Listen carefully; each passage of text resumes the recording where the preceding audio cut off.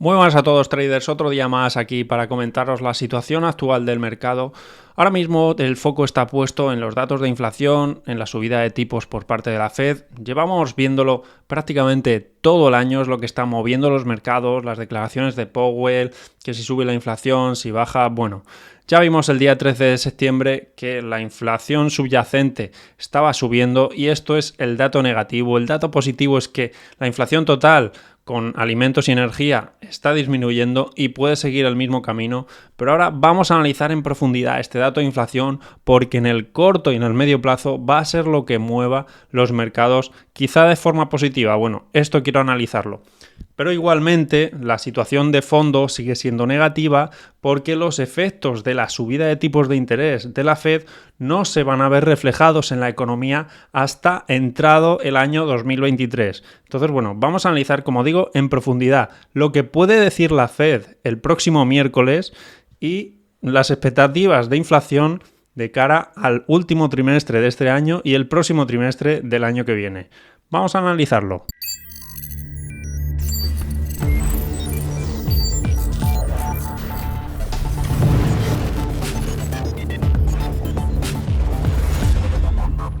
Lo primero de todo es que la Fed busca llegar al objetivo de inflación del 2% o que se acerque, que se reduzca y que vaya en decrecimiento lo más rápido posible para que no se enquiste en la economía y en los hábitos de consumo, porque una inflación elevada durante un largo espacio de tiempo cambia los hábitos de consumo, comienzan las huelgas. El problema de las huelgas es que afecta a la cadena de oferta, por tanto puede subir la inflación por escasez y de producirse un gran número de huelgas en muchos sectores, aparte de afectar a la oferta, también hace que el aumento salarial perjudique a esta inflación subyacente y que sea más difícil bajarla a ese objetivo del 2%. Por este motivo, la Fed está actuando de una forma tan agresiva. Esto es algo que está ocurriendo en Estados Unidos, ya que hubo una huelga del sindicato ferroviario que ha llegado a un acuerdo con una subida salarial. Y esto, bueno, pues al final, ¿qué hace? Que la inflación subyacente sea más difícil de bajar y es lo que quiere evitar la Fed, que todo este germen se extienda a los demás sectores. Yéndonos al dato de inflación, lo preocupante de todo esto ha sido cómo la inflación subyacente, descontando energía y alimentos, ha repuntado con respecto al mes anterior. Y a pesar de que la inflación esté bajando, por eso el mercado se lo ha tomado de una forma tan negativa. Lo normal es que este spread entre la inflación y la inflación subyacente tienda a cerrarse, es decir, si la inflación comienza a remitir, la inflación subyacente es probable que durante los próximos meses tienda a seguir el camino de la inflación contando energías y alimentos. Entonces, a partir de aquí vamos a analizar cuál puede ser el dato de inflación en el último trimestre de este año y en el primero de 2023, en el Q1. Estamos viendo cómo el grueso de estos altos niveles de inflación se dio aquí durante el año pasado y el comienzo de este año. Por tanto, el repunte de la inflación durante este tiempo va a ser determinante para los próximos meses. ¿Por qué digo esto? Bueno, la inflación estamos viendo cómo se está reduciendo durante el mes de julio, el mes de agosto. Se ha reducido incluso un 50% más con respecto a los mismos niveles del año anterior. Entonces, vamos a hacer una estimación optimista, dado que el precio del petróleo y de las materias primas está bajando. Podríamos calcular cómo si hay una reducción del 50% igualmente, tendríamos una inflación del 0,4, dice noviembre 0,3, diciembre otro 0,3, enero otro 0,3. Vamos a calcular que la reducción es de en torno al 50% y marzo 0,6. Nos daría, contando con la inflación anualizada, que estaría en torno al 4-5%. Es decir, estaría muy por encima, aún así, del objetivo del 2% de la Fed. Y teniendo en cuenta que la inflación subyacente va a tardar en bajar algo más, podríamos ver estos niveles de inflación normal en torno a un 4-5% y que la inflación subyacente igualmente permanezca en un 5-4,5% durante bastante tiempo. Por tanto, la reducción en esos niveles de inflación subyacente no va a ser suficiente como para que la Fed empiece a cambiar su política monetaria y mantenga durante un largo espacio de tiempo estos tipos de interés altos. ¿Cuáles son los efectos negativos de esta subida de tipos de interés y que estos se mantengan demasiado altos? Pues que en una sociedad como la actual, tan endeudada, tenemos que unos tipos de interés muy altos aumentan el coste de financiación y empresas que dependen de la deuda, que no tengan unas condiciones económicas saneadas, puedan quebrar, despedir a sus empleados. Aumentaría también la morosidad, la reducción del consumo y un menor crecimiento en general en toda la economía. Es decir, tú mueves una ficha, la economía es un sistema donde tú tocas una ficha y al final es como un efecto dominó, se cae todo. Y ahora quiero mostraros la estimación del dato de empleo emitido por Goldman Sachs. Vemos como de cara a 2023 se estima que la tasa de desempleo aumentará en un 3,8%. Os recuerdo que este es un indicador retardado que no sirve para adelantarse a lo que va a ocurrir en la economía. Debe leerse de forma contraria. ¿Qué ocurrió en periodos como la crisis del 2008, la crisis del año 2000, los 90, los años 80? Que justo en los momentos donde había una menor salud en la economía en cuanto a tasa de empleo, se produjeron esos periodos recesivos. Y cuando se aumenta la tasa de desempleo en un inicio, es aquí cuando se ven los primeros efectos de esa subida de tipos de interés, la ralentización económica, se ve reflejado en el empleo, pero cuando llega la recesión es cuando se produce todo el efecto desencadenante que os he comentado antes y puede producir efectos muy negativos en la economía, quiebra de empresas. Y aquí es precisamente cuando peor está todo, se producen los suelos de mercado. Es decir, como se puede observar, en un inicio la tasa de desempleo aumenta levemente y llega un momento que aumenta de forma exponencial. Bueno, en el caso de la crisis sanitaria fue algo excepcional debido a las condiciones y la Fed, los bancos centrales, actuaron rápidamente para solucionar todo esto. Y es lo que ocurre, hay un aumento exponencial en la tasa de desempleo debido al cierre de empresas, reducción de gastos, de costes para que las empresas puedan sobrevivir y mantener su margen de beneficio, y esto se traduce en despidos y es justo en estos momentos cuando el ciclo de mercado cambia, empiezan los estímulos y llegan los suelos de mercado. Por tanto, si estamos viendo cómo Goldman Sachs está realizando una estimación del aumento de la tasa de desempleo para 2023, está claro que la recesión, la probabilidad de recesión es muy alta por todos los indicadores que hemos estado analizando durante todo este año. Luego, por otro lado, vemos cómo la estimación para la próxima reunión de subida de tipos, que es el miércoles, por aquí lo tenemos, miércoles, comunicado del FOM, rueda de prensa de decisión de tipos de interés.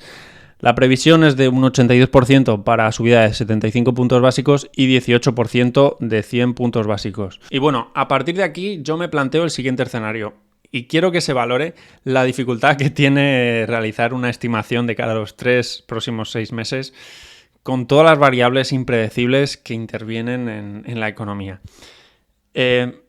Si partimos de que la inflación va a remitir de cara a final de año, si sigue la tendencia que llevamos viendo en los últimos 2 meses, julio y agosto, y contando con que los niveles de inflación a partir de octubre del año anterior repuntaron, pues estaría el cóctel perfecto para que sí, la inflación comience a remitir. Si tenemos en cuenta que la próxima reunión de la Fed será después de las elecciones de medio mandato en Estados Unidos, es posible que la Fed en esta reunión sea quizá algo más suave en su mensaje, suba 75 puntos básicos y no un punto básico, sería la probabilidad, yo no sé, la verdad es que se han flipado un poco aquí poniendo un 18% de probabilidad, bajo mi punto de vista lo veo algo muy improbable que ocurra.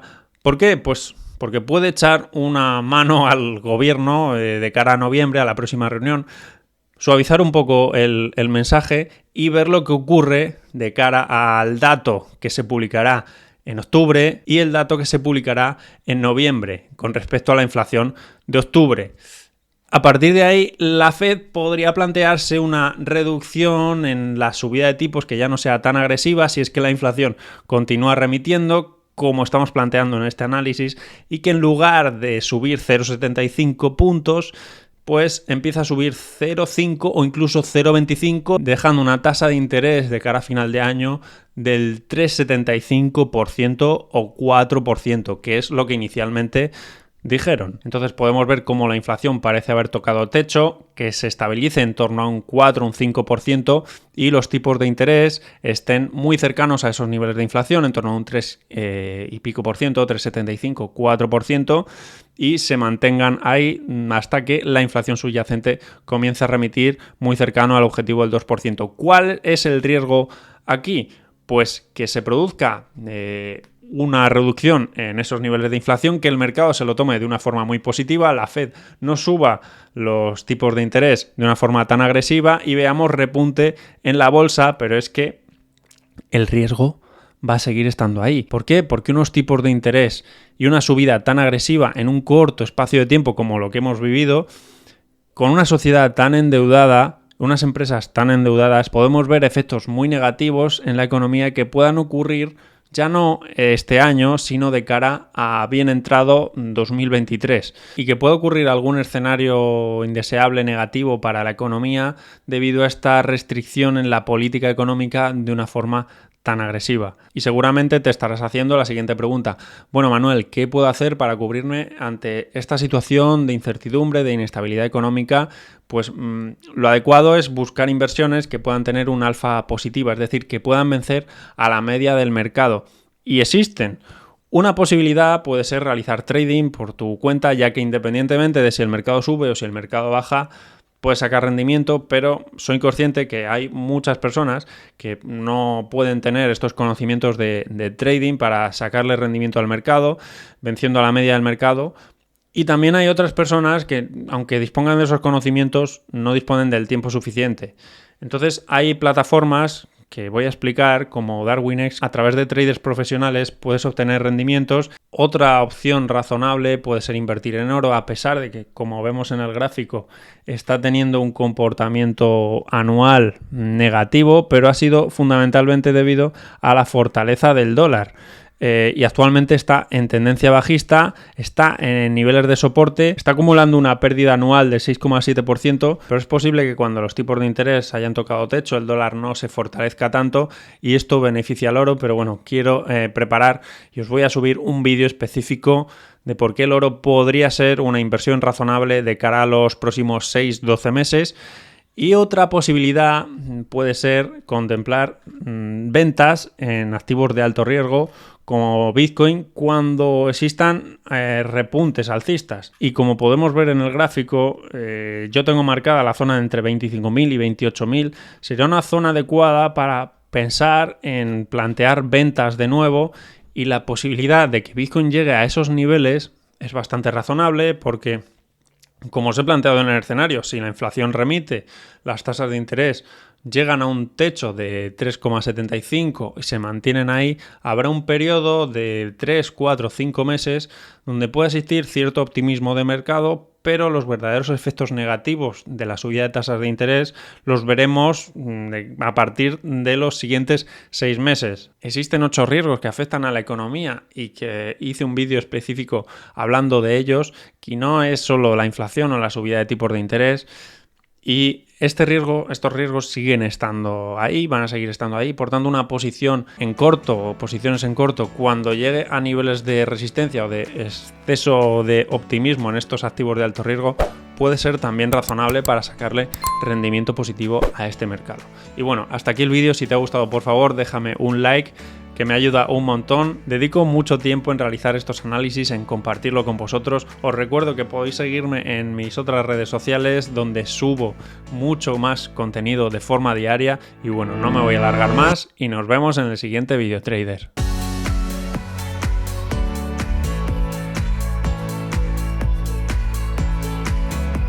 Hey, ¿qué tal? Hoy toca versión ASMR, análisis de mercado con Manuel Trading. Tenemos a Bitcoin en torno a los 20.000 puntos para los próximos días. Importante